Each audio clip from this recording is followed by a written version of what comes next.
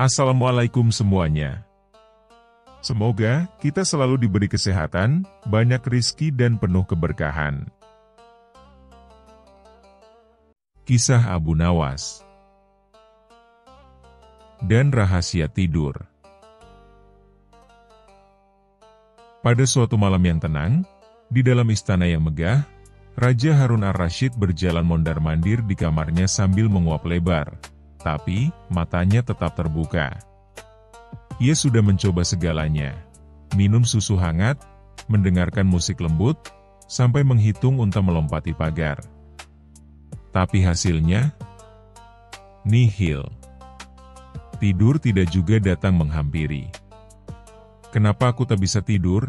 gumam sang raja sambil menatap langit-langit yang sudah ia hafal pola ukirannya. "Apakah ini kutukan? Atau aku terlalu pintar untuk tidur?" Menteri-menteri pun dipanggil. Mereka datang tergopoh-gopoh, dengan mata yang masih lengket oleh kantuk. "Tuanku," kata salah satu menteri dengan setengah menguap, "mungkin Baginda harus membaca kitab filsafat. Dijamin 5 menit saja, pasti ngorok." "Sudah kulakukan. Tapi bukannya tidur, aku malah merenung tentang makna hidup." Menteri lain mengusulkan. "Atau mungkin Baginda harus dibacakan dongeng oleh nenek-nenek tua dari desa?" "Sudah," bentak raja. "Ternyata dongengnya terlalu menyeramkan. Aku malah ketakutan dan makin terjaga." Akhirnya, seorang menteri dengan wajah penuh harapan berkata, "Tuanku, hanya satu orang yang mungkin bisa membantu. Ia ahli dalam segala hal, bahkan dalam membuat orang tidur pulas tanpa perlu bantal empuk, Abu Nawas." Raja langsung berseru, "Panggil dia. Malam ini juga." Abu Nawas tiba di istana dengan wajah santai dan sorban sedikit miring, seolah ia baru saja bangun dari tidur siangnya yang nikmat. Raja menjelaskan keluhannya panjang lebar sambil terus menguap, "Aku capek tapi tak bisa tidur. Abu Nawas, jika kau bisa membuatku terlelap malam ini juga, aku akan memberimu hadiah sebesar sepikul emas. Tapi jika tidak, aku akan membuatmu jaga malam bersamaku selama seminggu penuh." Abu Nawas menyeringai, "Wah, ini tugas berat, tuanku. Tapi jangan khawatir. Saya sudah membuat banyak orang tertidur, bahkan saat saya sedang ceramah." Abu Nawas mulai bertindak. Ia mematikan semua lampu, lalu menyuruh para penjaga keluar. Tinggallah raja dan Abu Nawas di kamar megah yang kini gelap gulita. Dengan suara lirih, Abu Nawas berkata, "Tuanku, izinkan saya membacakan cerita kuno dari Persia. Tapi sebelum itu, Baginda harus berbaring dan tidak berbicara, apapun yang terjadi." Raja menurut. Lalu Abu Nawas mulai bercerita tentang seekor siput yang ingin menjadi seekor kuda. Ceritanya begitu lambat, penuh jeda, dan membosankan. Lalu sang siput berjalan sejauh 1 daun selama 3 hari dan... "Abu Nawas," bisik raja sambil memutar tubuh, "apa tidak ada cerita yang lebih seru?" "SHHH, tuanku. Diam itu kunci tidur." Dan Abu Nawas kembali melanjutkan, kemudian siput bertemu dengan batu dan memutuskan untuk menulis puisi padanya. Raja mengerang. Ini cerita atau hukuman? Tapi tanpa sadar, satu mata raja mulai tertutup. Satu lagi, perlahan-lahan menyusul. Beberapa menit kemudian, suara napas berat mulai terdengar. Raja Harun ar-Rasyid akhirnya tertidur. Bukan karena lelah, bukan karena susu, tapi karena cerita Abu Nawas yang super lambat dan membosankan secara ilmiah. Abu Nawas pun tersenyum puas. Ia mengambil selimut, menyelimutkan raja dengan lembut, lalu meninggalkan kamar sambil bergumam, "Kadang, Untuk membuat orang tertidur, cukup dengan menjadi lebih membosankan dari pikiran mereka sendiri. Raja bangun dengan wajah segar dan cerah. Ia bahkan bersenandung saat sarapan. Semua orang di istana terkejut. "Abu Nawas, apa rahasiamu?" Dengan gaya santai, Abu Nawas menjawab, "Saya hanya menyesuaikan ceritanya dengan isi kepala Baginda. Karena Baginda Raja yang penuh pemikiran, saya beri cerita yang kosong isi." Otak Baginda menyerah. Raja tertawa terbahak-bahak. "Kau benar-benar jenius.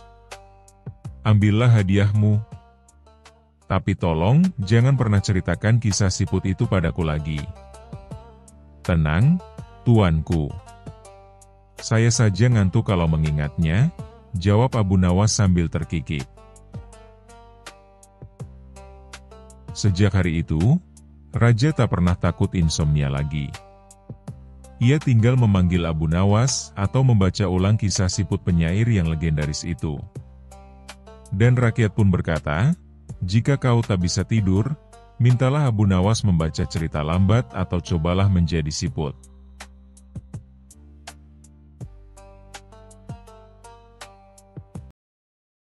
Kisah selanjutnya. Kisah Abu Nawas dan Rahasia Taman.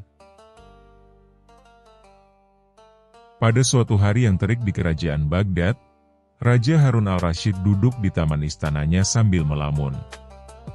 Bunga-bunga yang dulu bermekaran indah kini mulai layu, rumput tampak kering, dan para pelayan istana sudah kehabisan ide untuk membuat taman tampak segar kembali. Dengan wajah kusut, sang raja mengeluh. "Mengapa taman ini cepat sekali layu? Apakah aku perlu menanam bunga dari langit?" Tiba-tiba, salah satu penasehat kerajaan berbisik, "Paduka, hamba mendengar di sebuah desa jauh, ada taman yang tak pernah layu. Tanamannya selalu hijau, bunga-bunganya harum sepanjang tahun, dan tidak pernah disentuh oleh musim kemarau." Raja langsung bangkit, matanya berbinar penuh harap.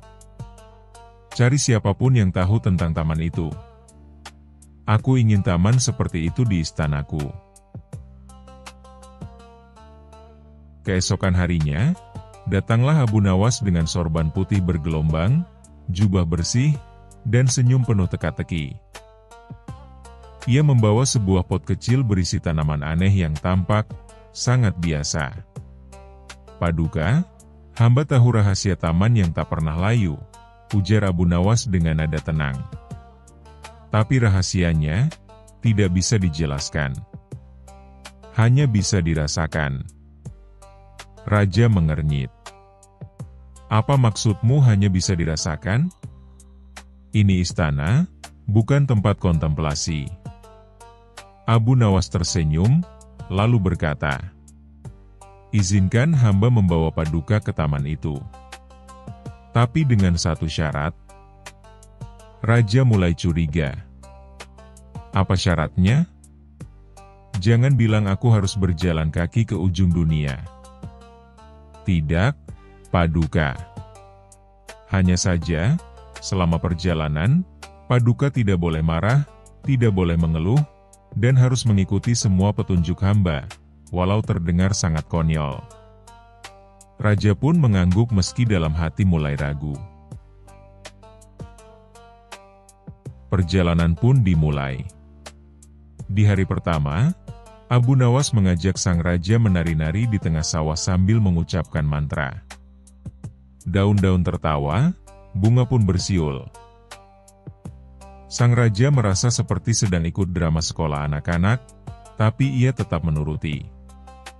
Hari kedua, mereka berdandan seperti kupu-kupu, mengepak-ngepakkan kain di tengah padang. Abu Nawas bahkan menyuruh raja berdiri di atas batu sambil berkata, "Aku adalah bunga yang tak bisa patah." "Ini taman atau taman bermain orang gila?" gerutu sang raja pelan. Tapi ia tetap tidak mengeluh keras-keras. Hari ketiga, Mereka duduk di tengah hutan. Abu Nawas menyuruh sang raja memeluk pohon sambil berbisik. "Aku mencintaimu, wahai daun kehidupan." Pelayan-pelayan yang ikut dari kejauhan sudah mulai mempertanyakan kewarasan rombongan kerajaan. Akhirnya, setelah seminggu perjalanan, mereka sampai di sebuah lembah hijau yang memukau. Bunga-bunganya cerah, dedaunannya segar, dan burung-burung berkicau indah. Tempat itu seperti lukisan hidup. Sang raja terpesona. "Apakah ini tamannya?" tanya raja penuh kagum. "Benar," jawab Abu Nawas. "Tapi taman ini bukan hanya karena tanahnya subur atau airnya jernih, tapi karena semua yang datang ke sini melepaskan amarah, keluhan, dan ego mereka. Itulah pupuk yang membuat taman ini tak pernah layu." Raja terdiam. Dan selama Paduka mengikuti perjalanan tadi tanpa marah, taman ini sudah menerima Paduka sebagai bagian darinya. Raja tertawa terbahak-bahak. "Jadi aku menari seperti kupu-kupu dan berbicara pada pohon agar taman ini menyukaiku?" Abu Nawas tersenyum nakal. Setidaknya Paduka sudah lebih ringan hatinya sekarang, dan tidak lagi memikirkan taman istana yang layu. Siapa tahu, taman itu layu karena Paduka terlalu sering memarahi rumput. Setelah kembali ke istana, raja pun memerintahkan taman istananya dibersihkan dari semua patung marmer dan diganti dengan tempat bermain anak-anak dan para pengunjung untuk tertawa. Di tengah taman dipasang papan besar bertuliskan, "Tertawalah, agar bunga ikut tersenyum." Dan sejak hari itu, taman istana pun menjadi lebih segar. Bukan karena tanaman baru, tapi karena para pengunjung tak henti tertawa melihat raja menari seperti kupu-kupu di festival bunga tiap minggunya, bersama Abu Nawas sebagai MC utamanya.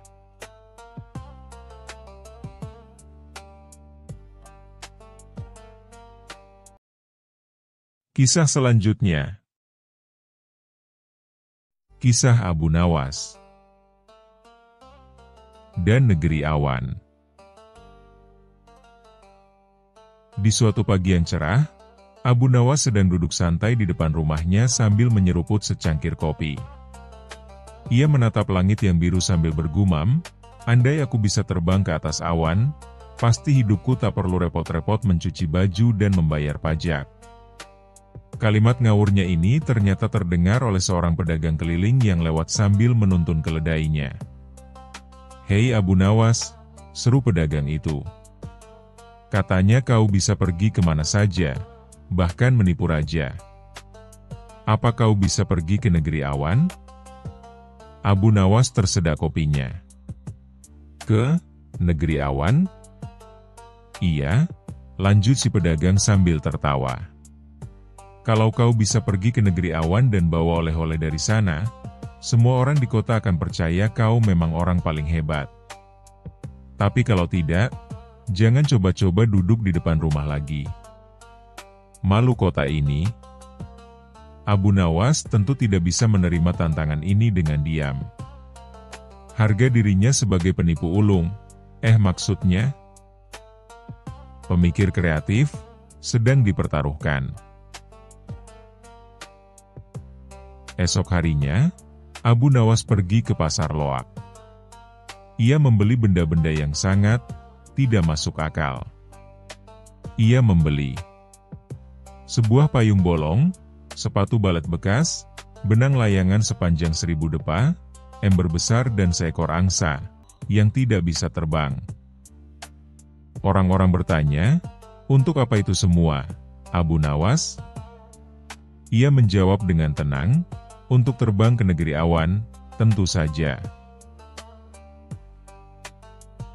Keesokan harinya, Abu Nawas naik ke bukit tertinggi sambil membawa semua barang aneh itu.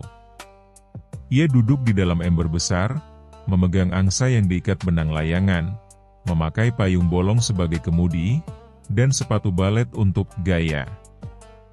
Orang-orang berkumpul di bawah bukit, tertawa dan saling bertaruh berapa detik Abu Nawas akan jatuh. "Bersiaplah untuk menyaksikan keajaiban langit," teriak Abu Nawas. Lalu ia menyuruh seorang anak kecil untuk mendorong embernya ke jurang. Maksudnya, ke lereng yang landai. Wuus! Ember meluncur. Angsa mengepak-ngepak panik, payung bolong berkibar tanpa arah, dan benang layangan kusut di mana-mana. Sampai akhirnya, bam! Abu Nawas jatuh ke tumpukan jerami. Saat pingsan, Abu Nawas bermimpi dirinya sampai ke negeri awan. Di sana, semua orang terbang menggunakan sandal melayang, dan nasi turun dari langit 3 kali sehari. Ia bertemu Raja Awan bernama Sultan Udan Gerimis, seorang pria gemuk berbulu kapas, yang selalu mendengkur saat berbicara. "Apa kau membawa oleh-oleh dari bumi?" tanya Sultan. Abu Nawas mengeluarkan sepatu baletnya. "Ini, sepatu sakti bumi. Bisa membuat Anda menari meski sedang lapar." Raja tertawa dan memberikan Abu Nawas hadiah, seekor monyet berkacamata yang bisa berbicara. "Bawalah monyet ini sebagai bukti kau pernah ke negeri awan," kata sang raja. Abu Nawas terbangun di atas jerami. Di pangkuannya, seekor monyet sungguhan sedang duduk, mengenakan kacamata. Entah dari mana datangnya, tidak ada yang tahu. Tapi orang-orang yang menyaksikan langsung percaya. "Monyet itu benar-benar bicara," teriak seseorang. Dan benar saja. "Namaku Tito, dan aku butuh kopi," kata si monyet dengan suara parau. Semua orang heboh, percaya Abu Nawas benar-benar ke negeri awan. Mereka mengaraknya keliling kota. Pedagang keliling yang menantangnya malah minta ampun dan mengaku kalah. Beberapa hari kemudian, Raja mendengar kisah ini dan memanggil Abu Nawas. "Kalau kau bisa ke negeri awan," kata Raja, "bawa aku ke sana. Aku ingin bertemu Sultan Udan Gerimis." Abu Nawas tersenyum. "Paduka, hanya mereka yang punya hati selembut awan dan pikiran seaneh mimpi yang bisa sampai ke sana." Raja bingung, tapi karena tidak mau dibilang hatinya keras dan pikirannya normal, ia mengangguk. "Kalau begitu, aku percaya padamu saja, Abu Nawas." Dan begitulah. Abu Nawas kembali menang hanya dengan ember, angsa panik, dan monyet ajaib yang entah dari mana. Kadang, yang membuatmu terbang bukan sayap, tapi akal yang kelewat bebas dan mulut yang kebanyakan gaya.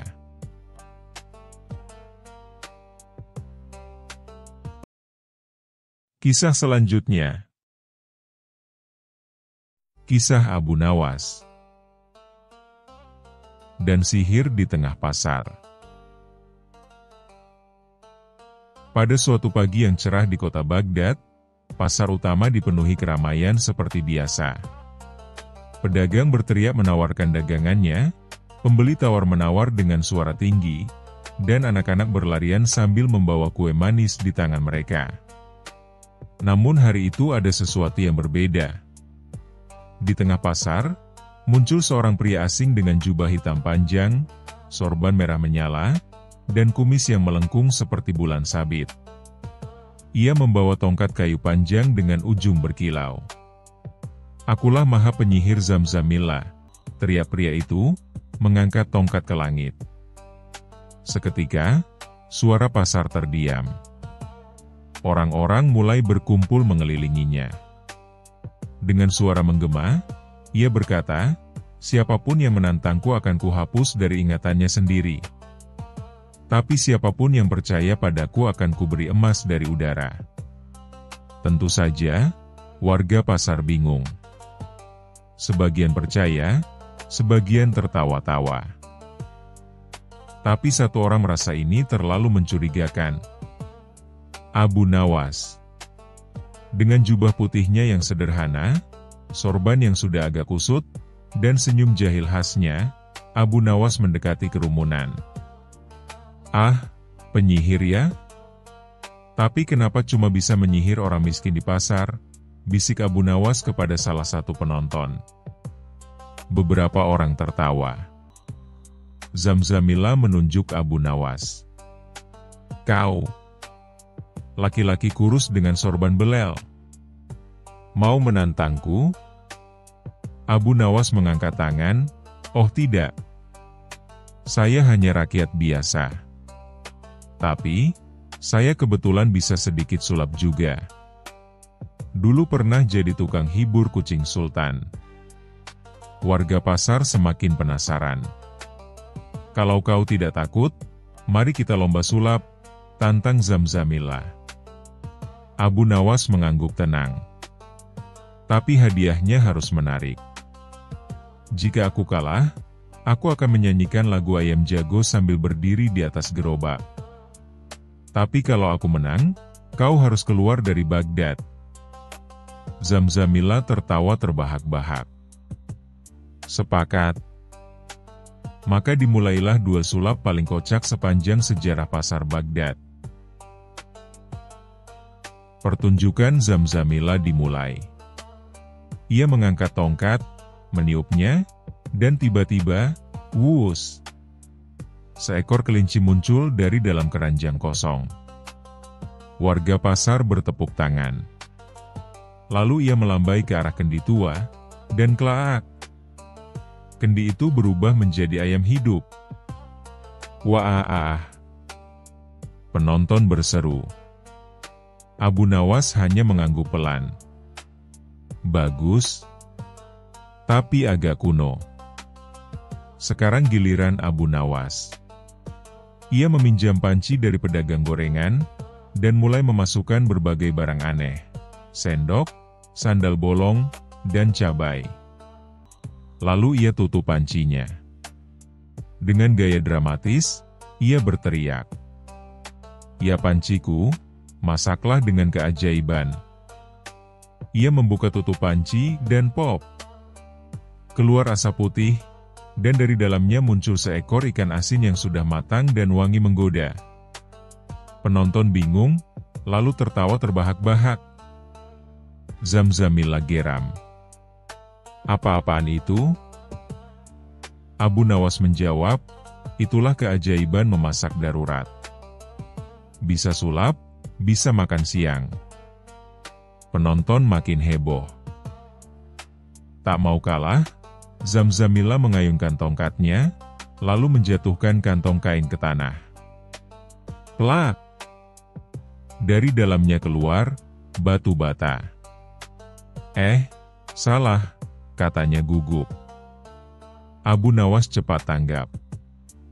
Ia berseru lantang, "Lihat!" Bahkan tongkatnya pun stres. Gelak tawa pun pecah. Bahkan para pedagang sayur ikut menahan perut. Akhirnya, Zamzamillah kesal dan mencoba jurus terakhir. Ia berteriak, "Aku akan menghilangkan diriku dari pandangan kalian." Lalu ia melemparkan petasan asap ke tanah. Boom! Asap mengepul, dan ia benar-benar menghilang. Tapi 10 detik kemudian, suara dari balik keranjang tomat terdengar, "Aduh, lututku." Ternyata Zamzamillah sembunyi di balik tumpukan dagangan. Penonton tertawa guling-guling. Bahkan si pemilik tomat sampai jatuh karena ngakak. Abu Nawas tersenyum lebar, lalu berkata, "Saudara-saudara, ini bukan sihir. Ini hanya trik dagang. Kalau dia bisa mengeluarkan emas dari udara, kenapa harus mengamen di pasar?" Orang-orang langsung menyadari. Mereka mengusir Zamzamillah sambil berseru, "Pergi kau, penyihir palsu." Dan sejak hari itu, tak ada lagi yang berani menipu warga Baghdad dengan sihir-sihiran. Abu Nawas pun kembali ke rumahnya, dengan satu hadiah kecil, seekor ayam yang tadi muncul dari kendi. Ia beri nama Zamza Ayam. Pesan moral. Kadang-kadang, logika dan kelucuan lebih kuat daripada tipu daya dan tongkat sihir.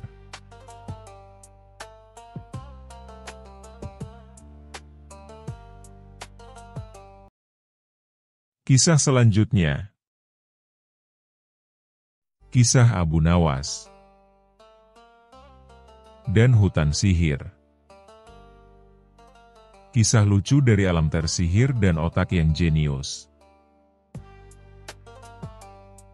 Hari itu, Abu Nawas bangun kesiangan karena semalam ia begadang menulis puisi untuk ayam tetangga yang sedang stres. Ia bangkit dengan rambut acak-acakan dan baju tidur yang masih lusuh. "Aku butuh liburan," gumamnya sambil menguap lebar. Tanpa rencana matang, Abu Nawas membawa sepotong roti, sebotol air, dan sebuah sendok kayu, entah buat apa, dan memutuskan berjalan menuju arah hutan yang katanya paling misterius di kerajaan. Hutan Gelak Tertawa. Orang-orang bilang, siapapun yang masuk ke sana akan mendengar suara-suara aneh. Pohon tertawa, batu menyanyi, dan angin yang suka menggeliti ketiak. "Cocok," kata Abu Nawas. "Itu seperti pesta ulang tahun versi hutan." Begitu masuk ke hutan, suasana berubah drastis. Abu Nawas dikejutkan oleh suara dari semak belukar. "Heh, yang pakai sandal jepit sebelah kanan beda warna. Mau kemana, Mas?" Abu Nawas celingukan. "Hah? Semak bisa ngomong?" "Bukan semak, ini aku, pohon akasia bagian belakang. Aku ketempelan jin pelawak." Abu Nawas tertawa. "Wah, jin zaman sekarang multitalenta, ya? Bisa nempel, bisa stand up." Ia melanjutkan perjalanan, dan semakin ke dalam, semakin banyak benda di sekitarnya yang ikut-ikutan jadi pelawak. Batu besar bernyanyi dangdut. Hatiku hancur berkeping-keping, gara-gara diinjak pakai sandal jepit. Sungai kecil bercanda. "Cuci muka di sini bisa awet muda, asal jangan pakai sabun kucing." Dan daun-daun berjatuhan sambil berkata, "Please deh, angin, aku belum gajian." Tiba-tiba, muncul asap ungu pekat, dan dari balik kabut muncullah sosok tua dengan jubah bergambar emoji ketawa, topi runcing penuh glitter, dan janggut sepanjang keluh kesah. "Akulah penyihir gelak," katanya dramatis. "Siapa kau yang berani menginjak tanah hiburan abadi ini?" "Aku Abu Nawas. Aku bukan menginjak, tapi menyentuh dengan penuh cinta." "Ngaco. Kau pasti mau mengganggu kutukanku." "Semua benda di sini harus tertawa. Aku benci kesedihan. Karena aku pernah ditinggal menikah oleh badut wanita di pelaminan." Abu Nawas melongo. "Wah, kisah cinta yang absurd tapi menyakitkan. Makanya aku sihir seluruh hutan ini. Biar semua benda ikut tertawa, walaupun hatiku menangis." Abu Nawas menghela napas panjang. "Wahai penyihir, izinkan aku menyembuhkan luka hatimu bukan dengan sihir, tapi dengan stand-up komedi spesial." Ia berdiri di atas batu, yang tiba-tiba berubah jadi panggung, dan mulai. Pernah dengar kisah raja yang takut bayangannya sendiri? Tiap malam dia lempar sandal ke tembok karena dikira ada pengintai. Atau kisah kucing istana yang jadi penasihat menteri? Karena cuma dia yang bisa bikin semua diam, dengan tatapan menghina.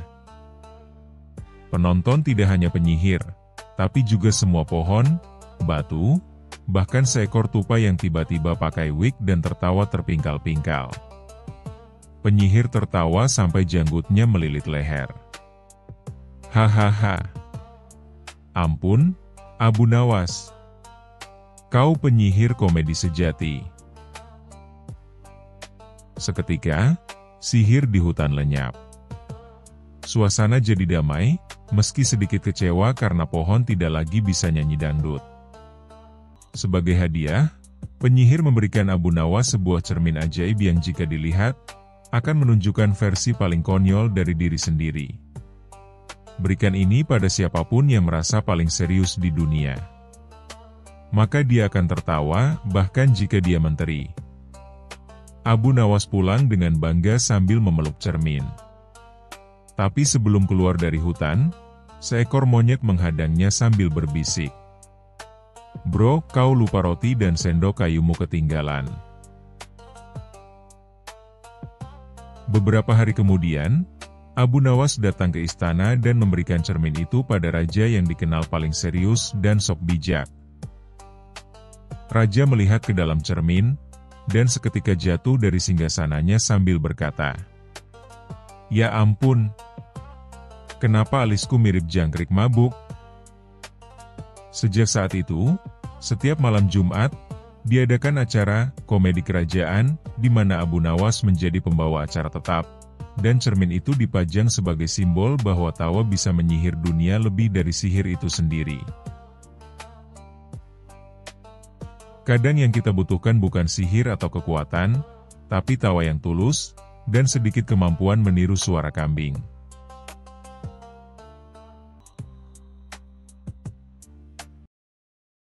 Kisah selanjutnya. Kisah Abu Nawas. Dan Raja lupa ingatan. Pada suatu pagi yang cerah di kerajaan Baghdad, suasana istana berubah menjadi kacau balau. Para menteri berlarian, para pelayan bingung, dan penjaga istana saling pandang tanpa tahu harus berbuat apa. Semua geger karena satu hal yang sangat tidak biasa. Sang raja kehilangan ingatannya. Raja Harun al-Rasyid bangun tidur pagi itu, lalu tiba-tiba bertanya kepada pelayan, "Siapa aku? Kenapa aku tidur di tempat semewah ini? Dan kenapa semua orang membungkuk saat melihatku?" Pelayan yang setia hampir pingsan saking paniknya. Ia langsung melapor ke para menteri, dan para menteri langsung berkumpul di aula istana. Yang mulia kehilangan ingatannya. Ia tak tahu bahwa ia adalah raja, teriak Perdana Menteri sambil menjambak jenggotnya sendiri. Beberapa tabib dan dukun dipanggil. Ada yang menyuruh raja minum ramuan pahit dari kotoran kelelawar, ada yang membacakan mantra sambil menabur garam di atas kepalanya. Tapi hasilnya nihil. Sang raja tetap bertanya, "Kapan aku mulai bekerja di tempat aneh ini?" Dalam situasi genting itu, nama Abu Nawas pun disebut. Raja memang sering kesal tapi juga bergantung padanya. "Panggil Abu Nawas." Si penipu yang cerdas itu. Mungkin otaknya lebih miring dari raja, tapi siapa tahu bisa berhasil, kata salah satu menteri senior yang sudah pasrah.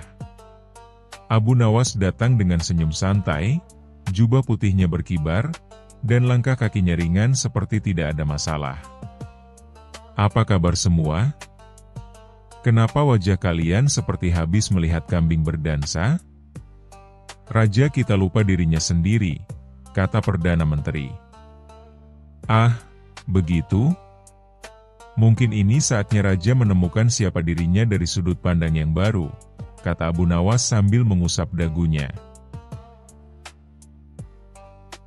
Keesokan harinya, Abu Nawas mendatangi Raja, yang kini duduk di singgasana tapi bingung sendiri kenapa semua orang melayaninya seperti bayi keramat. "Salam, Tuan Tukang Kayu," sapa Abu Nawas dengan semangat. "Aku tukang kayu?" tanya Raja kebingungan. "Tentu saja. Kami semua sudah menunggumu untuk memperbaiki kursi-kursi di istana ini. Dengar-dengar kau paling jago memaku tanpa melihat." Para menteri yang mendengar itu hampir jatuh pingsan. Tapi Raja tampak senang.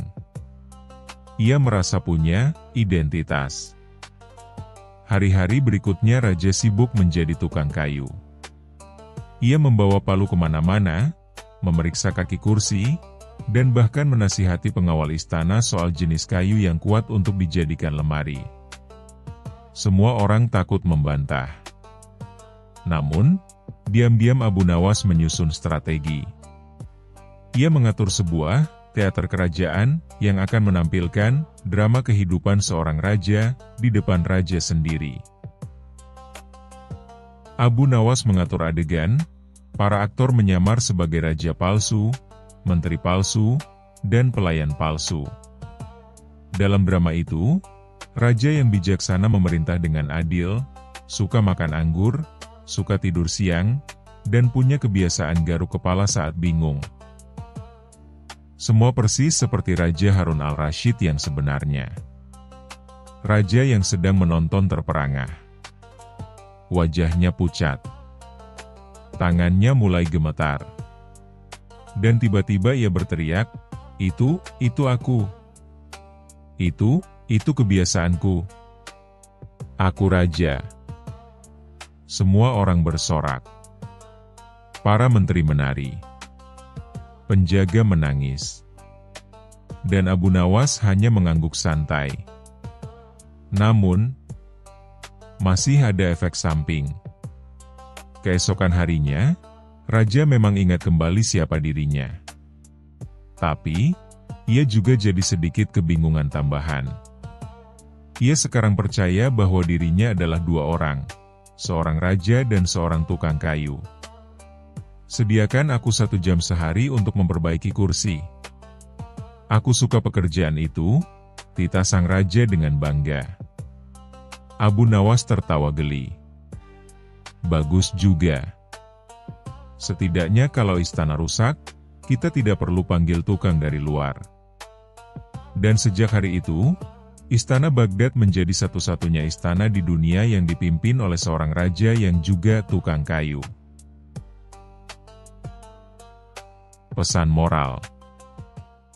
Terkadang, cara paling lucu dan tak terduga bisa menyembuhkan hal yang paling rumit, apalagi kalau ada Abu Nawas.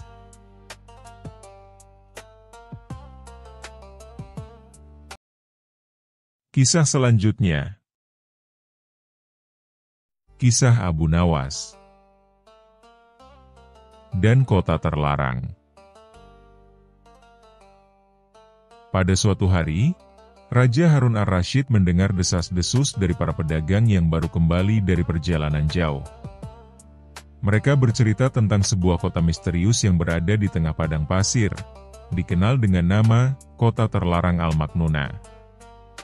Konon, siapapun yang masuk ke sana tak ingin kembali. Bukan karena disekap, tapi karena terlalu nyaman, terlalu aneh, dan terlalu absurd.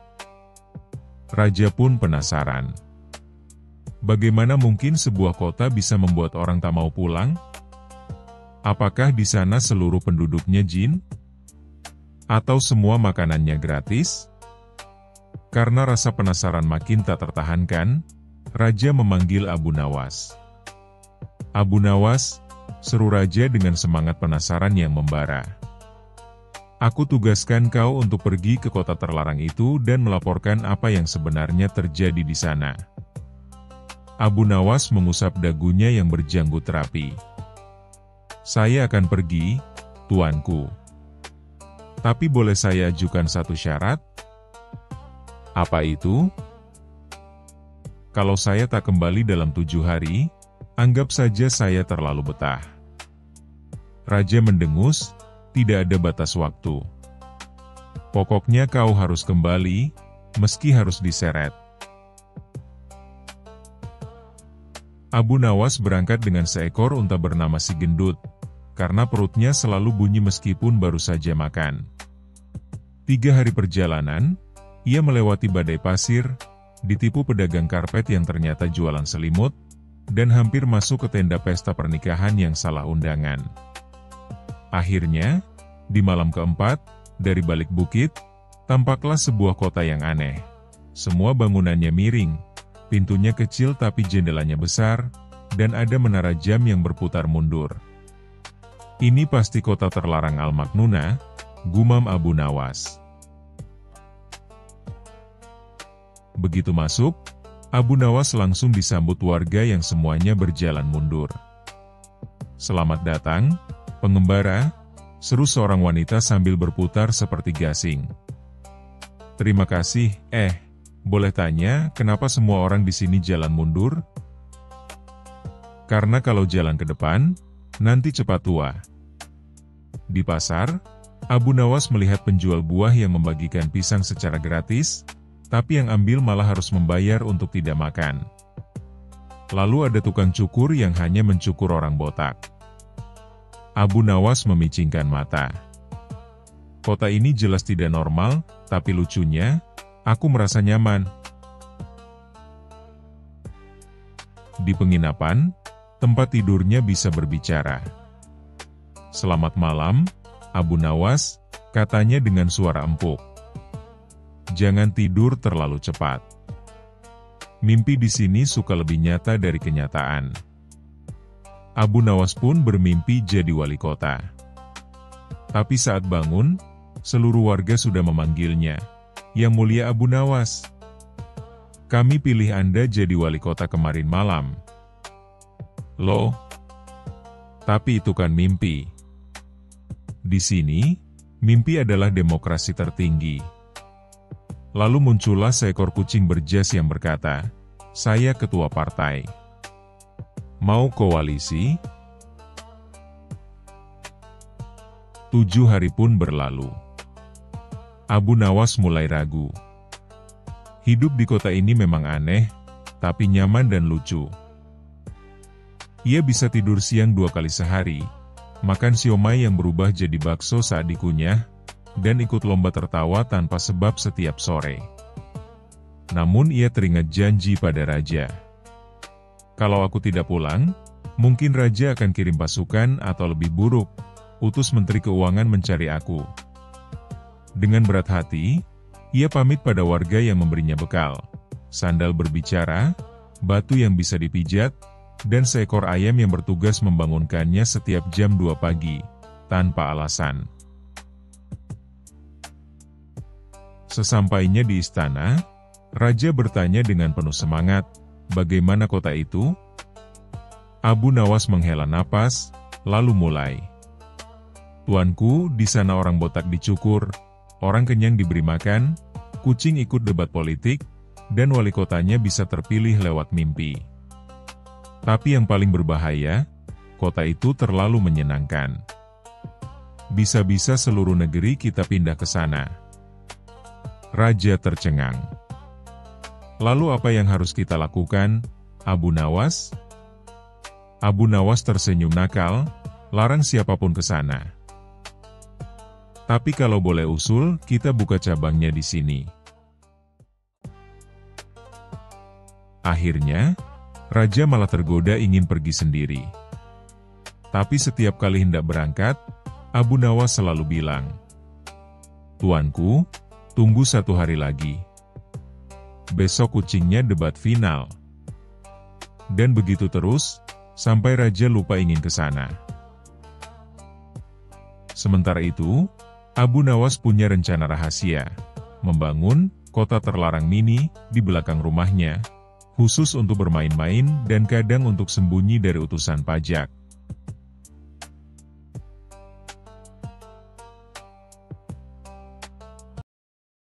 Kisah selanjutnya.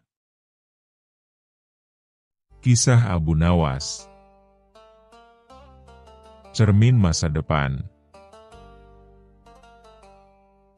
Di sebuah pagi yang cerah, di kota Baghdad yang penuh kejutan, Abu Nawas sedang duduk santai di bawah pohon kurma sambil menyeruput secangkir teh. Ia tampak tenang, namun seperti biasa, pikirannya penuh dengan rencana-rencana unik dan tak terduga. Tiba-tiba, datang seorang pedagang dari negeri jauh. Wajahnya serius, jubahnya mewah, dan di tangannya ada sebuah benda aneh yang dibungkus kain beludru merah. Orang-orang di pasar segera berkerumun ketika pedagang itu menggelar lapaknya.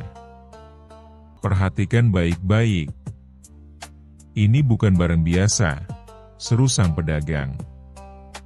Ini adalah cermin masa depan. Siapa yang melihat ke dalamnya akan melihat masa depannya sendiri. Orang-orang terkesiap.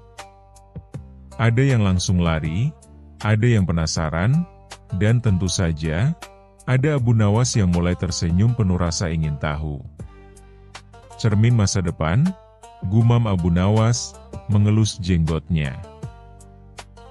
Kalau benar bisa melihat masa depan, berarti aku bisa tahu siapa yang akan mencuri semangka dari kebun Pak Karim minggu depan. Dengan gaya santainya, Abu Nawas mendekat dan berkata, "Boleh saya coba?" Pedagang itu tertawa kecil. "Tentu, asal kau bayar 1 keping emas." Abu Nawas mengangkat alis. 1 keping emas hanya untuk melihat cermin? Itu harga melihat masa depan atau harga masa depan istri Sultan? Orang-orang tertawa. Tapi pedagang itu tetap serius. Akhirnya, karena penasaran, seorang pejabat kerajaan mencoba lebih dulu. Ia melihat ke cermin, lalu tiba-tiba berteriak, "Astaga! Di masa depan aku jadi botak dan istriku menikah lagi?" Ia langsung pingsan. Warga panik. Sementara itu, Abu Nawas makin penasaran. Ia menghampiri cermin itu, tapi alih-alih melihat dengan serius, ia justru menjulurkan lidah dan membuat muka lucu. "Hai masa depan, apakah aku masih tampan di hari tua?" katanya.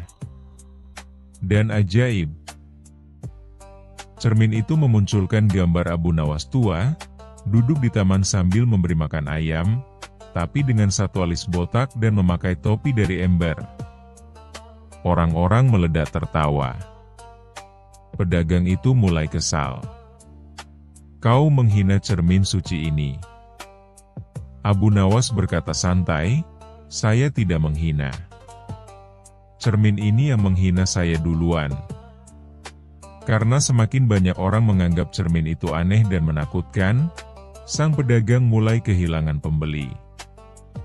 Melihat situasi itu, Abu Nawas berkata, "Aku ingin membeli cermin ini." Sang pedagang senang bukan main.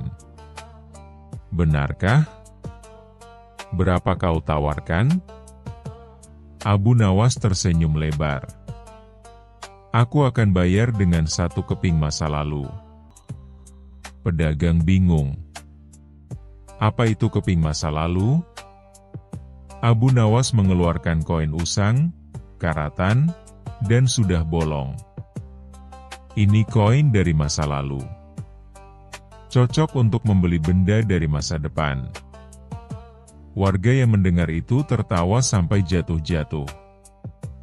Pedagang itu marah. "Kau mempermainkanku." Abu Nawas menjawab, "Justru Anda yang memulai permainan ini. Kalau cermin ini benar menunjukkan masa depan, mengapa kau tidak menggunakannya untuk melihat siapa yang akan membeli daganganmu, lalu langsung ke rumah mereka? Hemat waktu dan tak perlu teriak-teriak di pasar." Seketika pasar hening, lalu meledak dengan tawa. Sang pedagang tak tahan, ia marah dan pergi dari kota Baghdad, meninggalkan cerminnya begitu saja. Abu Nawas membawa pulang cermin itu. Tapi bukan untuk melihat masa depan. Ia menyulap cermin itu menjadi alat panggang ikan. Ketika ditanya oleh tetangganya, "Abu Nawas, kenapa kau pakai cermin masa depan untuk memanggang ikan?" Abu Nawas menjawab sambil tertawa, "Karena masa depan akan tetap lapar kalau tak ada ikan panggang hari ini." Cerita ini mengajarkan kita bahwa tidak perlu terlalu memikirkan masa depan sampai melupakan saat ini. Kadang, yang kita butuhkan hanyalah tawa hari ini, bukan kekhawatiran esok hari, apalagi dari cermin yang bisa bohong.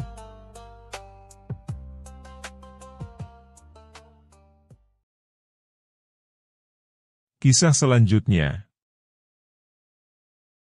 Kisah Abu Nawas dan Jubah Pengubah Wajah.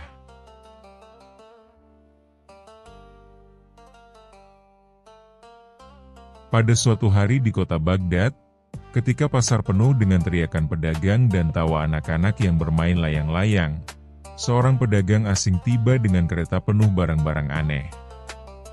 Ia memiliki topi yang bisa membuatmu merasa seperti raja, sepatu yang bisa membuatmu melangkah tanpa suara, dan sebuah jubah yang katanya bisa mengubah wajah siapa saja yang memakainya.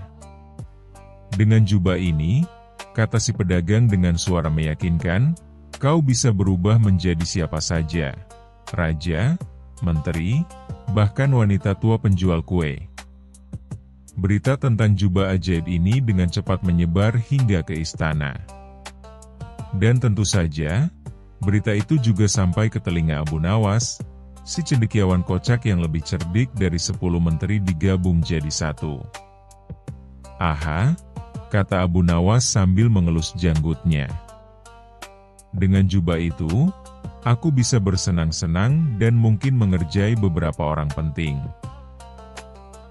Abu Nawas pun mendatangi si pedagang dan pura-pura jadi orang desa yang polos. Wahai tuan pedagang, katanya dengan suara dibuat gemetar, benarkah jubah ini bisa membuatku berubah wajah? Tentu, hanya 1000 dirham. 1000 dirham?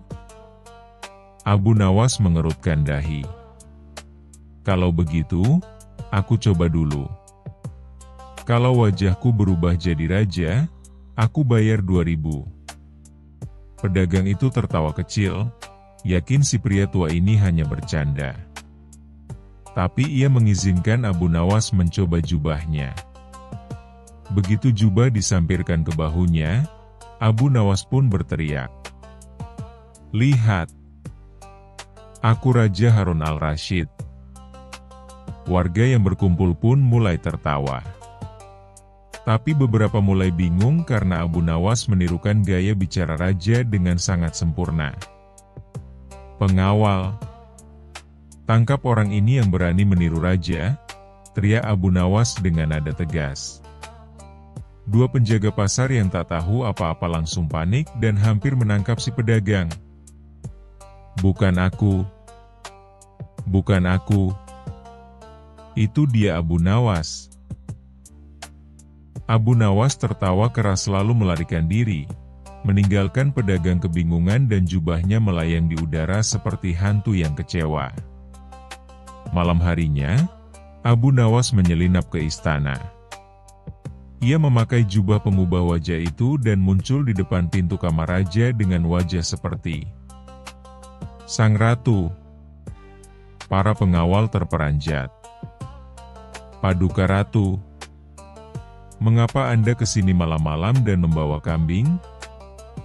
Itu memang Abu Nawas, dan dia membawa kambing bernama Zulekha sebagai pengalih perhatian. Abu Nawas berbicara lembut, "Saya ingin berbicara dengan raja, 4 mata, dan 4 kaki," katanya sambil menunjuk kambing. Raja yang mendengar kegaduhan itu keluar dan hampir pingsan melihat istrinya memeluk kambing sambil menangis. "Apa yang terjadi, wahai istriku?"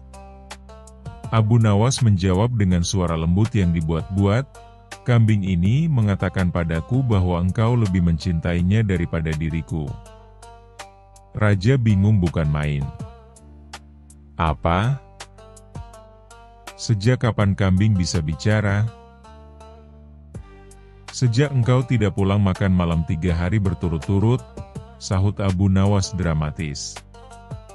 Tiba-tiba, si kambing menguik. Raja memijat keningnya, merasa dunia telah gila. Saat itulah Abu Nawas membuka jubahnya dan mengungkapkan wajah aslinya. Surprise!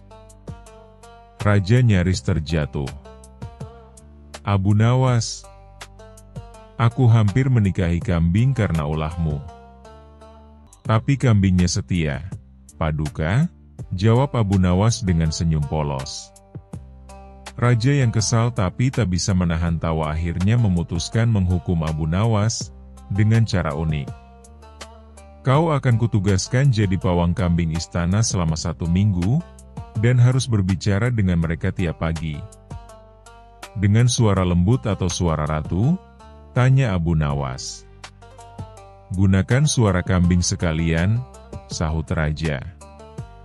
Dan begitulah, setiap pagi di pekarangan istana terdengar suara Abu Nawas berkata pada kawanan kambing. Zulaikha, kamu harus belajar setia. Dan kamu, Abdul Bey, jangan suka nyeruduk tamu kerajaan. Penduduk Baghdad pun tertawa tiap mendengar kabar tentang Abu Nawas, pawang kambing berkostum ratu. Pada akhirnya, jubah pengubah wajah itu dikembalikan kepada si pedagang. Tapi ia memilih untuk menyimpannya di tempat tersembunyi, karena sejak kejadian itu, tidak ada yang berani lagi memakainya. Takut berubah jadi kambing kesayangan Abu Nawas. Dan Abu Nawas, ia tetap menjadi pahlawan tawa bagi semua orang, membuktikan bahwa kecerdikan dan sedikit kegilaan bisa menciptakan kisah yang tak terlupakan.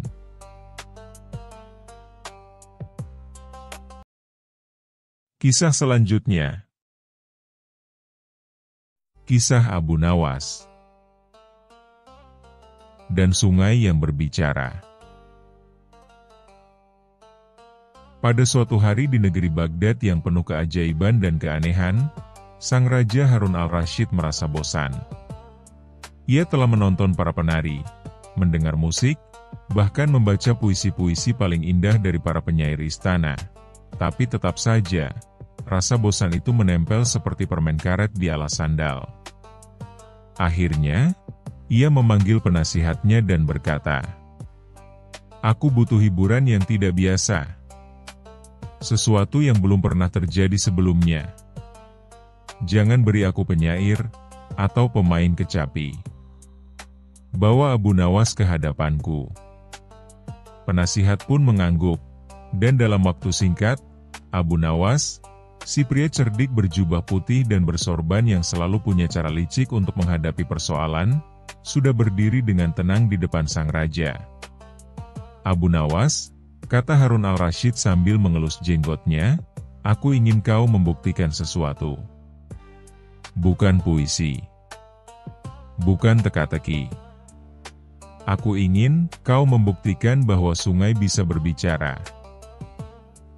Mendengar itu, Abu Nawas nyaris terseda udara. "Ampun tuanku. Apakah telinga hamba tidak salah dengar?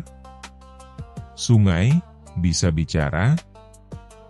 "Ya, sungai yang bisa bicara," ujar sang raja dengan semangat. "Aku beri kau waktu 3 hari. Bila kau gagal, siap-siap mandi bukan di sungai, tapi di penjara." Abu Nawas pun pamit dengan wajah pucat seperti kain kafan yang baru dicuci. Ia berjalan pulang sambil menggaruk-garuk kepala yang sebenarnya tidak gatal. Keesokan harinya, Abu Nawas pergi ke pinggir sungai Tigris. Ia berdiri di tepi sungai sambil berbicara seolah-olah sungai itu sahabat lamanya. "Wahai sungai yang agung, sungai kebanggaan Baghdad. Apakah kau bisa berbicara padaku?" Tentu saja, sungai hanya bergelombang pelan, seolah-olah tertawa kecil melihat kebodohan manusia. Seorang nelayan yang lewat menatap Abu Nawas dengan dahi berkerut. "Apa kau baik-baik saja, Abu Nawas? Mau kupanggilkan tabib?" "Tidak perlu," kata Abu Nawas, "saya sedang berdiskusi penting dengan air." Nelayan itu pergi sambil menggeleng-geleng. Dan sungai tetap diam, tentu saja. Hari berikutnya, Abu Nawas datang membawa alat aneh, panci besar, wajan, dan sendok kayu. Ia berteriak keras, "Wahai sungai, kalau kau tidak mau bicara hari ini, akan kubuat sop air Tigris dan kusajikan ke seluruh Baghdad." Jangan salahkan aku kalau semua ikan di dalammu ikut jadi lauk. Lagi-lagi, sungai hanya memantulkan sinar matahari, tenang dan tak peduli. Seekor bebek lewat dengan ekspresi lebih bijak dari Abu Nawas sendiri. Malam sebelum hari ketiga, Abu Nawas duduk termenung di rumahnya. Ia menatap ke langit, berharap bulan memberinya inspirasi. Dan tiba-tiba, ting! Otaknya menyala seperti lentera ditiup jin. Kalau sungai tak bisa bicara, ya, aku yang harus membuat orang lain percaya bahwa sungai itu bicara. Keesokan paginya, Abu Nawas pergi ke pasar dan menyewa 2 anak laki-laki yang terkenal paling cerewet dan suka bermain air. Ia menyuruh mereka bersembunyi di balik semak di tepi sungai. Ia memberi mereka tugas yang sangat penting, menjadi suara sang sungai. Abu Nawas mengundang sang raja dan beberapa pejabat ke pinggir sungai. Karpet istana dibentangkan, parasol emas dibuka, dan makanan ringan disajikan. Sang raja duduk dengan senyum sinis. Jadi, Abu Nawas, mana sungai yang katanya bisa bicara itu? Abu Nawas pun melangkah ke tepi sungai dan berseru, "Wahai sungai Tigris, katakan pada kami, apakah kau bisa berbicara?" Tiba-tiba, terdengar suara dari semak. "Aku bisa berbicara, wahai Abu Nawas yang cerdas." Raja melompat dari duduknya. "Apa itu?" "Sungai. Sungai bicara." Lalu terdengar lagi, "Benar, Tuanku Raja. Tapi aku hanya akan bicara kalau Abu Nawas hadir. Aku tidak suka orang yang tidak cerdas." Pejabat istana pun saling menatap. Salah satu menteri bahkan hampir tersedak kurma. Raja tercengang. "Luar biasa. Abu Nawas, sungguh luar biasa. Bagaimana kau bisa membuatnya berbicara?" Abu Nawas tersenyum lebar. "Sederhana, Tuanku. Sungai hanya berbicara kepada mereka yang punya imajinasi dan rasa humor tinggi." Raja pun tertawa terbahak-bahak. "Kau memang gila, tapi aku suka kegilaanmu. Kau bebas dari tugas ini dan berhak atas hadiah." "Hadiah apa, Tuanku?" tanya Abu Nawas dengan mata berbinar. "Sungai itu sendiri. Mulai hari ini, kau bebas mandi, memancing, dan berteriak di sungai sesukamu." Sejak hari itu, masyarakat Baghdad menyebut sungai Tigris dengan nama baru, sungai yang bicara kalau Abu Nawas datang. Dan 2 anak kecil yang dulu bersembunyi di semak-semak, mereka kini jadi pencerita panggung yang laris manis di pasar malam, membawakan pertunjukan suara dari air. Dan Abu Nawas, ia kembali pulang, sambil tertawa sepanjang jalan.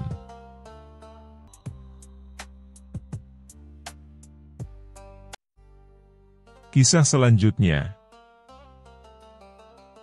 Kisah Abu Nawas. Raja yang ingin terbang. Pada suatu hari yang cerah di kerajaan Baghdad, Raja Harun al-Rasyid duduk termenung di balkon istananya yang megah. Angin semilir berhembus lembut, burung-burung beterbangan di langit biru, dan awan-awan bergulung manis seperti kapas raksasa. Sang raja menatap langit itu dengan pandangan penuh harap, lalu menghela napas panjang.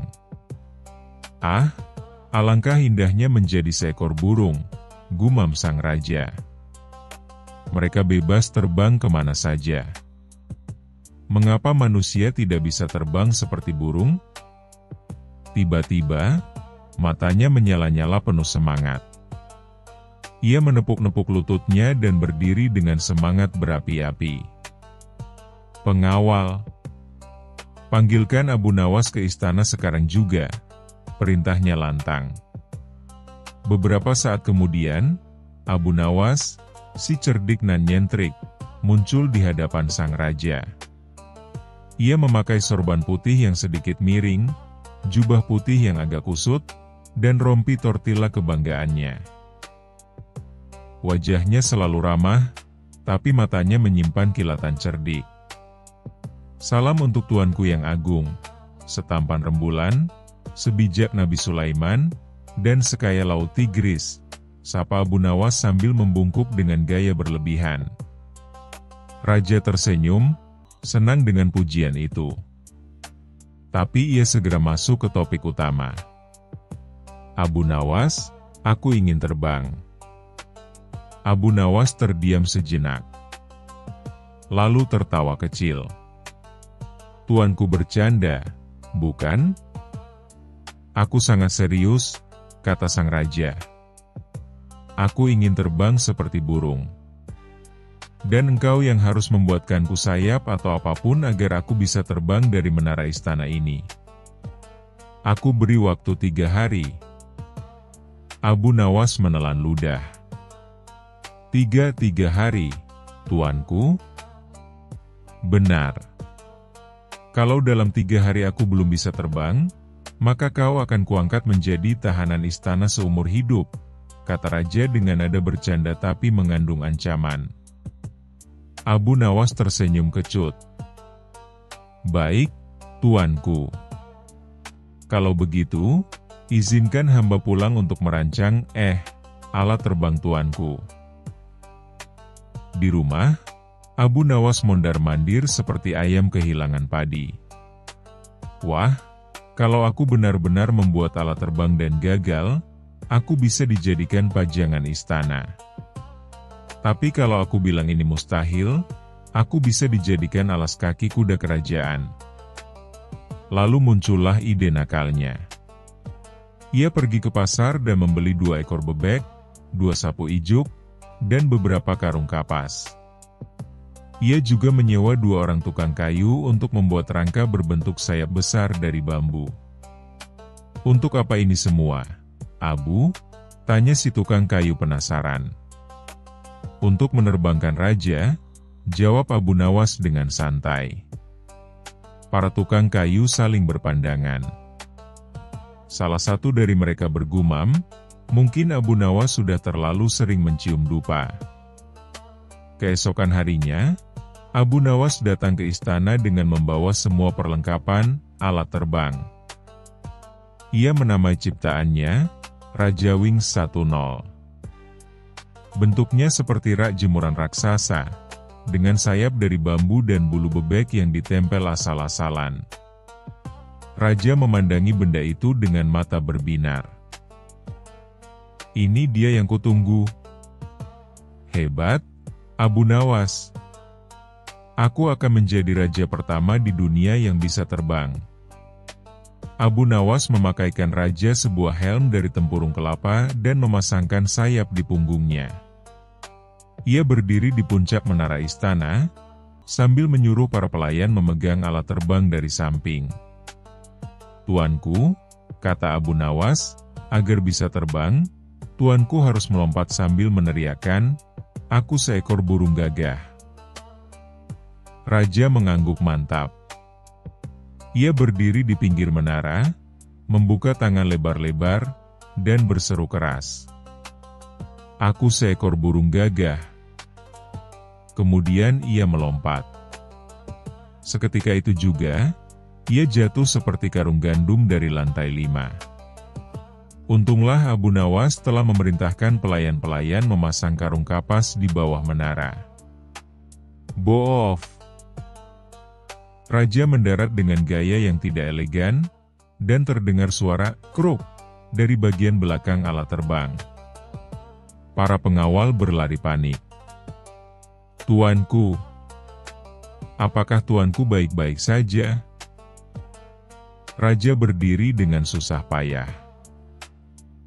Bajunya berantakan, dan tempurung kelapa di kepalanya pecah menjadi 2. Tapi ia masih bisa berdiri. "Abu Nawas," katanya pelan. Abu Nawas segera maju dan berkata, "Tuanku, luar biasa.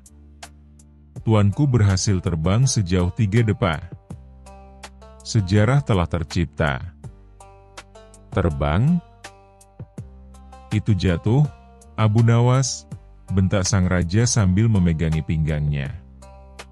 "Tapi tuanku jatuh dengan penuh gaya," jawab Abu Nawas. "Dan lihat."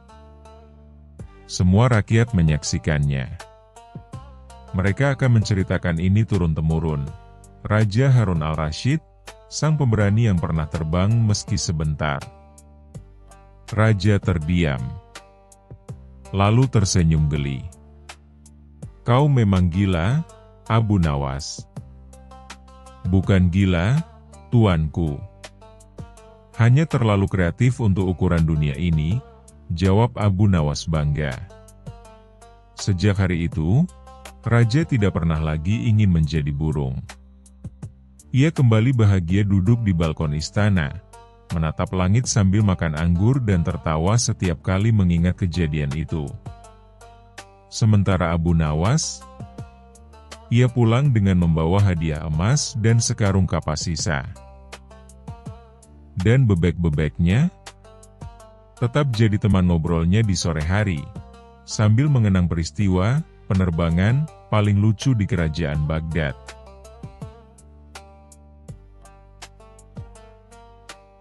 Kisah selanjutnya. Kisah Abu Nawas. Pedang tidak berguna. Pada masa keemasan kekhalifahan Abbasiyah, di tengah kemegahan kota Baghdad yang tak pernah tidur, hidup seorang saudagar kaya raya bernama Umar bin Kamil.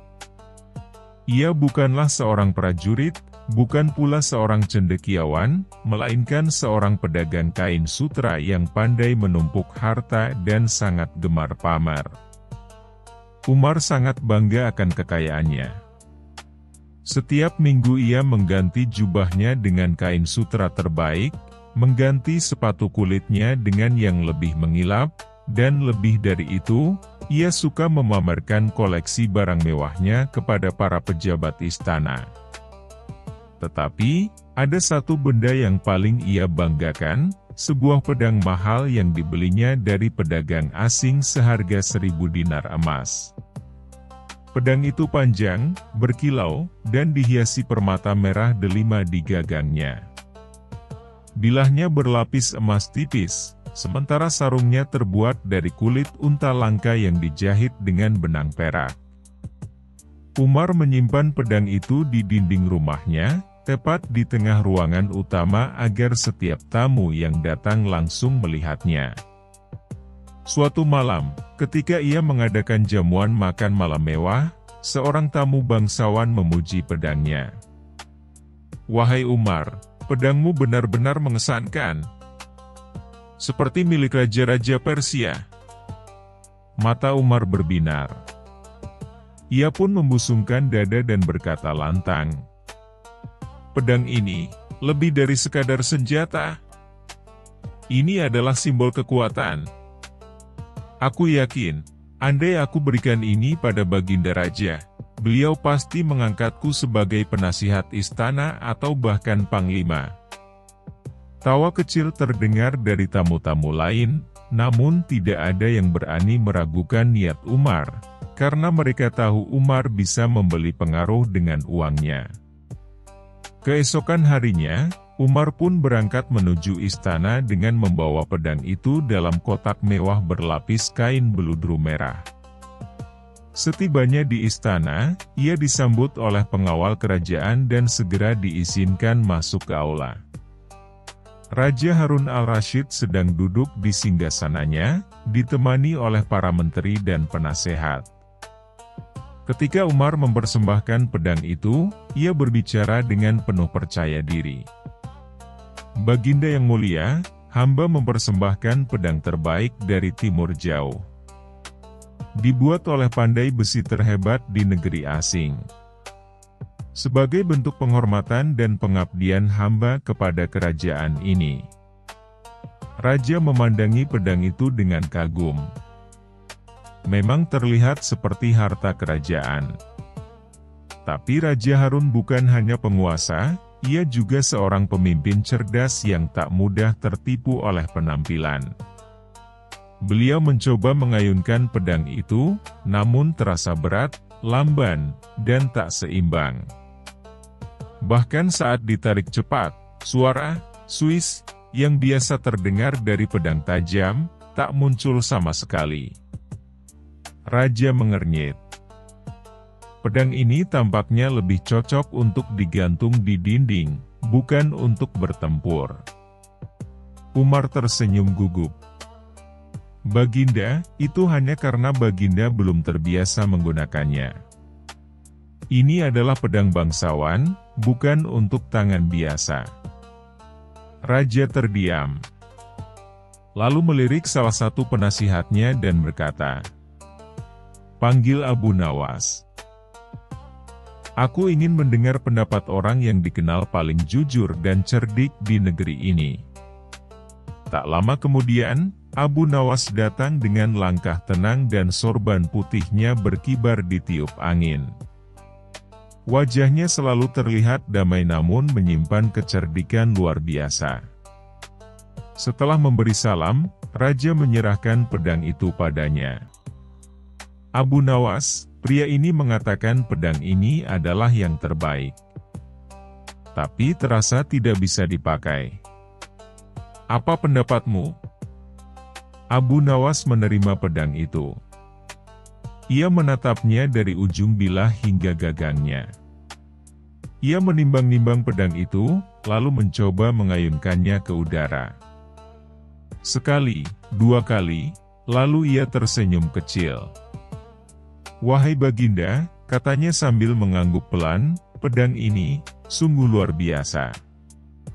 Luar biasa tidak berguna." Seluruh aula istana hening. Umar menatap Abu Nawas dengan mata membelalak. Abu Nawas melanjutkan, "Ini bukan pedang untuk pertempuran. Ini bukan senjata untuk melindungi negeri. Ini adalah benda pajangan. Terlalu berat untuk ditebas, terlalu licin untuk digenggam erat, dan terlalu tumpul untuk menakuti siapapun." Raja tertawa terbahak. Para menteri mulai ikut tertawa. Tapi Umar mencoba membela diri. "Tetapi, itu pedang mahal. Terbuat dari bahan terbaik." Abu Nawas mengangkat alis dan menjawab, "Mahal belum tentu berarti berguna. Seperti halnya kursi emas yang tak bisa diduduki, atau perahu permata yang tenggelam saat kena air." Raja Harun memandang Umar dan berkata, "Kau mencoba memoles kesombongan dengan emas dan mengira kami akan tertipu oleh kilauannya. Tapi istana ini tidak dibangun oleh barang pameran, melainkan oleh kejujuran dan akal sehat." Kemudian, Raja memerintahkan agar pedang itu diletakkan di ruang penyimpanan barang tak terpakai.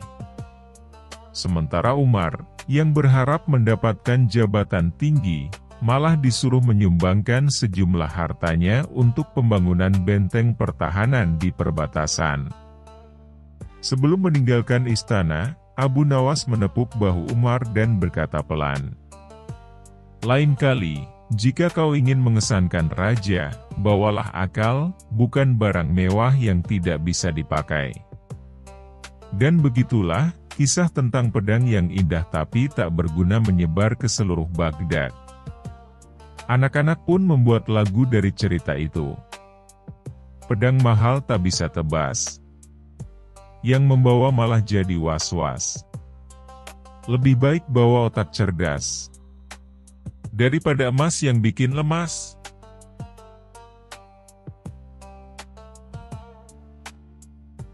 Kisah selanjutnya.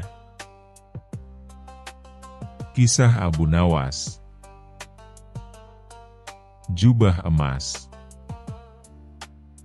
Pada suatu hari di istana Baghdad, Raja Harun al-Rasyid menerima sebuah hadiah yang sangat istimewa. Seorang pedagang kaya dari negeri seberang telah menghadiahkan kepadanya sebuah jubah emas yang begitu indah dan berkilauan. Jubah itu terbuat dari benang emas murni, dihiasi dengan permata kecil yang bertaburan seperti bintang di langit. Ketika raja memakainya, seluruh istana kagum melihat kemegahannya. Namun, raja tidak ingin menyimpan jubah itu untuk dirinya sendiri. Ia ingin memberikannya kepada seseorang yang benar-benar layak menerimanya, seseorang yang memiliki kejujuran dan kecerdikan yang luar biasa. Maka, ia mengumpulkan para penasihatnya dan bertanya siapa yang menurut mereka pantas mendapatkan jubah emas tersebut. Para penasihat mulai menyebut berbagai nama, dari ulama yang dihormati hingga pejabat yang terkenal bijaksana. Tetapi, seorang menteri yang sudah lama mengabdi kepada raja berkata, "Baginda, jika Baginda mencari seseorang yang benar-benar jujur dan cerdik, maka orang itu adalah Abu Nawas. Ia memang dikenal karena kelicikannya, tetapi ia selalu berhasil mengungkapkan kebenaran dengan caranya sendiri." Raja tersenyum. Ia memang sering mendengar kisah kecerdikan Abu Nawas. Maka, ia segera memerintahkan pengawal untuk memanggilnya ke istana. Ketika Abu Nawas tiba, ia membungkuk hormat di hadapan raja. Raja Harun al-Rasyid lalu berkata, "Abu Nawas, aku memiliki jubah emas yang ingin aku berikan kepada orang yang paling jujur dan paling cerdik di negeri ini. Tetapi sebelum aku memberikannya kepadamu, aku ingin menguji kejujuranmu. Katakan kepadaku, apa keburukan terbesar dalam dirimu?" Abu Nawas berpikir sejenak, lalu tersenyum. "Wahai Baginda, keburukan terbesar dalam diriku adalah aku sering menghindari perintah yang menyulitkan diriku, terutama jika perintah itu bisa membawa masalah," jawabnya dengan jujur. Raja tertawa. "Jadi kau mengaku bahwa kau suka menghindar dari tugas yang sulit?" tanyanya. "Benar, Baginda," kata Abu Nawas. "Bahkan sekarang pun aku merasa ingin menghindari ujian ini." Seluruh istana tertawa mendengar jawaban Abu Nawas. Raja merasa puas dengan kejujurannya. Namun, ia belum selesai menguji kecerdikannya. Raja lalu berkata, "Baiklah, aku akan memberikan jubah emas ini kepadamu. Tetapi dalam 3 hari, kau harus kembali dan memberitahuku alasan terbaik mengapa jubah ini seharusnya tetap menjadi milikmu." Abu Nawas menerima jubah itu dengan hormat dan berjanji akan kembali dalam 3 hari. Setelah sampai di rumah, Abu Nawas duduk termenung. Ia tahu bahwa raja tidak akan memberinya jubah itu begitu saja. Pasti ada maksud di balik ujian ini. Jika ia tidak bisa memberikan alasan yang tepat, raja mungkin akan mengambilnya kembali. Oleh karena itu, ia berpikir keras tentang cara terbaik untuk mempertahankan jubah emas tersebut. Pada hari ketiga, Abu Nawas kembali ke istana dengan mengenakan jubah emas itu. Ia berdiri di hadapan raja dan berkata, "Wahai Baginda, aku telah memikirkan alasan terbaik mengapa jubah ini pantas menjadi milikku." "Apa alasannya?" tanya Raja Harun al-Rasyid dengan penasaran. "Karena Baginda sudah memberikannya kepadaku," jawab Abu Nawas dengan tenang.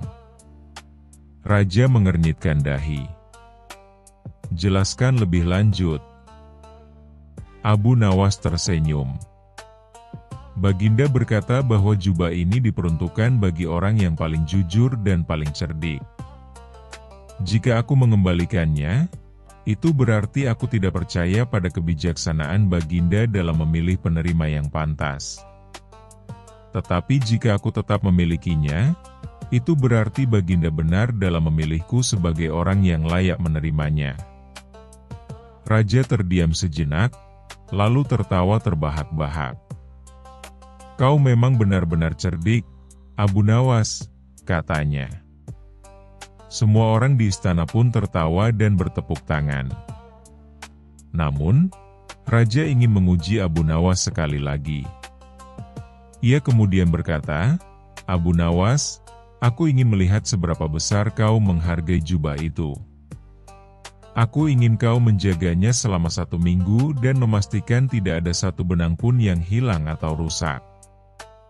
Jika dalam 7 hari jubah itu tetap utuh seperti sekarang, maka aku akan benar-benar memberikannya kepadamu selamanya." Abu Nawas menerima tantangan itu dengan percaya diri. Ia membawa jubah itu pulang dan menyimpannya di tempat yang paling aman di rumahnya. Namun, di tengah malam, datanglah seorang pencuri yang mendengar tentang jubah emas tersebut. Pencuri itu menyelinap masuk ke rumah Abu Nawas dan mencoba mencuri jubah itu. Beruntung, Abu Nawas terbangun dan segera menangkap pencuri tersebut. "Apa yang kau lakukan di rumahku?" tanya Abu Nawas. "Aku ingin mencuri jubah emasmu," jawab si pencuri dengan gemetar. Abu Nawas berpikir sejenak, lalu tersenyum. "Baiklah, aku akan melepaskanmu dengan satu syarat. Kau harus membantuku mengerjai raja." Si pencuri bingung, tetapi ia setuju karena takut dihukum. Keesokan harinya, Abu Nawas pergi ke istana dan berkata kepada raja, "Baginda, ada seseorang yang menganggap dirinya lebih cerdik daripada Baginda." Raja terkejut. "Siapa orang itu?" "Seorang pencuri yang mencoba mencuri jubah emas ini dari rumahku tadi malam. Ia berpikir bahwa jubah ini lebih berharga jika dimiliki olehnya daripada oleh Baginda," jawab Abu Nawas. Raja terkejut dan bertanya, "Di mana pencuri itu sekarang?" "Di luar istana, menunggu keputusan Baginda," kata Abu Nawas. Raja segera memerintahkan pengawal untuk membawa si pencuri ke hadapannya. Si pencuri gemetar ketakutan, tetapi Abu Nawas berbisik kepadanya, "Katakan saja yang sudah kita rencanakan." Si pencuri lalu berkata, "Wahai Baginda, aku memang ingin mencuri jubah itu. Tetapi bukan karena aku ingin memilikinya, melainkan karena aku ingin menguji apakah Abu Nawas benar-benar layak mendapatkan jubah emas tersebut. Jika ia tidak bisa mempertahankan jubah itu, maka ia tidak pantas memilikinya. Tetapi jika ia berhasil mencegahku, maka ia memang orang yang cerdik dan pantas memilikinya." Raja terdiam mendengar alasan itu. Ia memandang Abu Nawas dan si pencuri, lalu tertawa keras. "Kalian berdua memang cerdik. Aku semakin yakin bahwa jubah emas ini memang pantas menjadi milikmu, Abu Nawas." Akhirnya, Raja benar-benar memberikan jubah emas itu kepada Abu Nawas tanpa syarat. Abu Nawas pulang dengan senyum kemenangan, sementara si pencuri pergi dengan lega karena lolos dari hukuman. Cerita ini menjadi perbincangan di seluruh negeri, dan Abu Nawas sekali lagi membuktikan bahwa kecerdikan bisa menjadi senjata yang lebih kuat daripada kekayaan atau kekuasaan.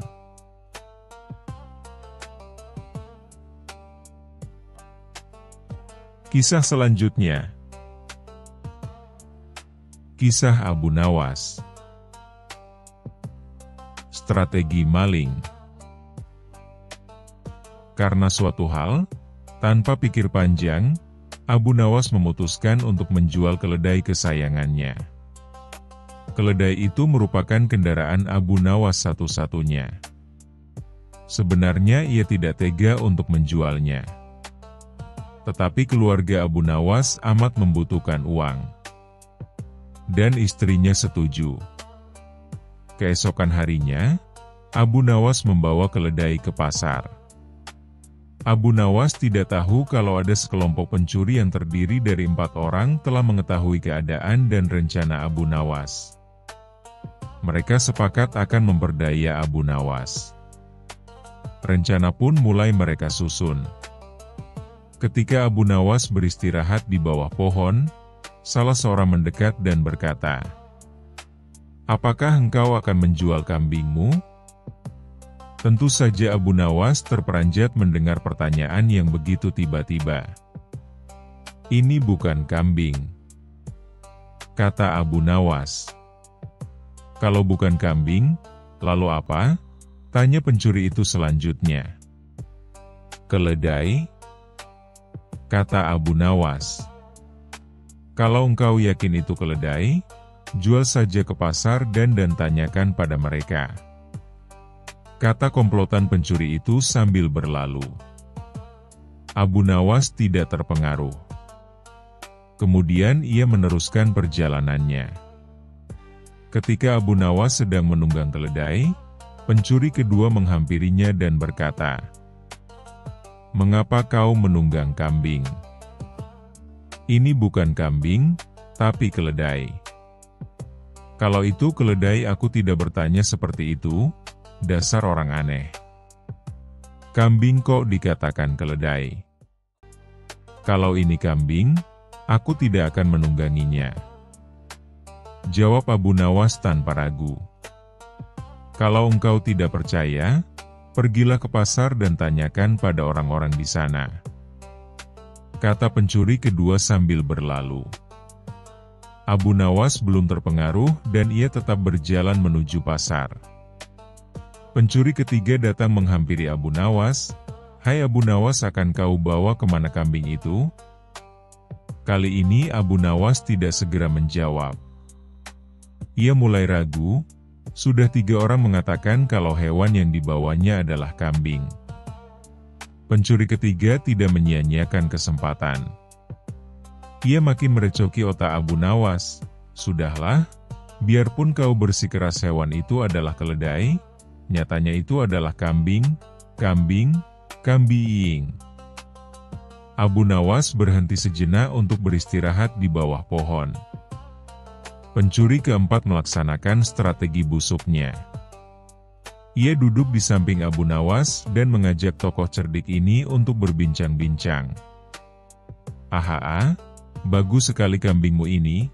Pencuri keempat membuka percakapan. "Kau juga yakin ini kambing?" tanya Abu Nawas.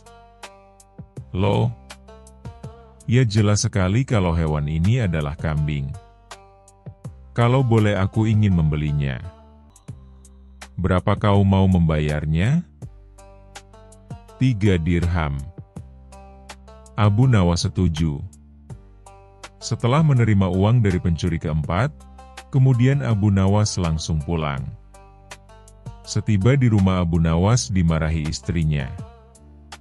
"Jadi keledai itu hanya engkau jual 3 dirham lantaran mereka mengatakan bahwa keledai itu kambing?" Abu Nawas tidak bisa menjawab. Ia hanya mendengarkan ocehan istrinya dengan setia sambil menahan rasa dongkol. Kini ia baru menyadari kalau sudah diperdayai oleh komplotan pencuri yang menggoyahkan akal sehatnya. Abu Nawas merencanakan sesuatu. Ia pergi ke hutan mencari sebatang kayu untuk dijadikan sebuah tongkat yang nantinya bisa menghasilkan uang. Rencana Abu Nawas ternyata berjalan lancar.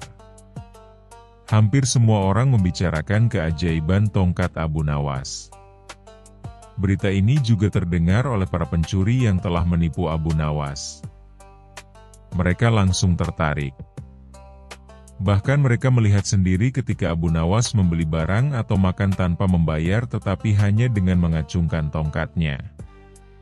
Mereka berpikir kalau tongkat itu bisa dibeli, maka tentu mereka akan kaya karena hanya dengan mengacungkan tongkat itu mereka akan mendapatkan apa yang mereka inginkan.